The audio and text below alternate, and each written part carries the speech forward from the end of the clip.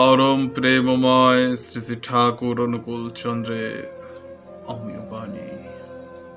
ঠাকুর বলছেন, আমার নামে দেখবে অনেক মন্দির হবে, আমার নামে দেখবে অনেক মন্দির হবে, কিন্তু আমার ইচ্ছা করে